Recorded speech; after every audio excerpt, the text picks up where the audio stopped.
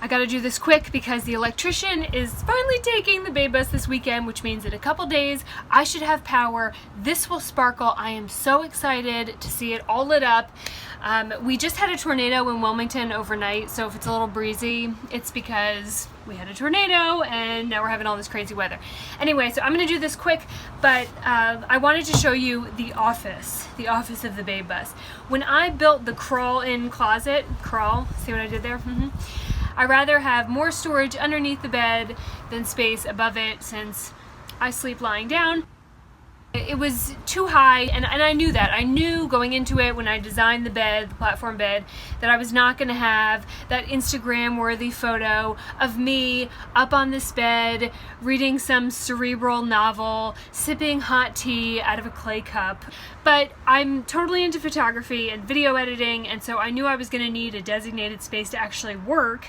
And the bed was not going to cut it, and sitting in a beach chair will probably be only comfortable for like a couple minutes. So I was trying to think, all right, well, how the hell am I going to get an office space into this thing? Thank God for Amazon. All right, so I will first address behind me that I closed off the area behind the driver's seat and the passenger seat, and I got a rash of shit on Instagram. People were like, that door is too small. I designed it so it would fit my behind, not yours. Also, that door, the arch door, is a throwback to the Babe Cave where I added arch doors in the house, and also it's the width of the seat, so your behind has to get through that same space whether I put a wall there or not. But I wanted to add surface area because you only have really only have 2 walls to hang anything on, so the only way to add more surface area was to create another wall, and I did that with some 2x4s and furring strips, got the door in, and then that is the wall that I was able to get the office on. Alright, so I'm gonna try to swing this baby around. See, there's my butt. That's not what the mirror is for. Anyway, all right, I'm going to unlatch it and give you an idea of how this is going to work. This is meant to be in a household, so I had to use liquid nails, wood glue, the help of my friend JB. Stop looking at my butt. To get this up here, and then we had to reinforce it from the bottom with 2x4s to make sure that when the van bounces, it does not come crashing down. And I'm pretty confident that you could swing from this bitch. I mean, it is on there. All right, so here it is.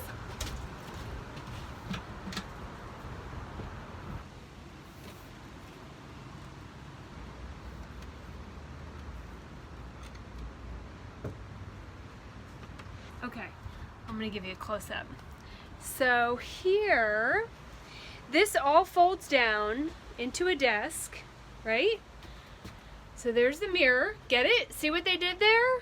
The whole thing folds down, so I will have a nice flat desk that hopefully has a better view than the gravel in the driveway.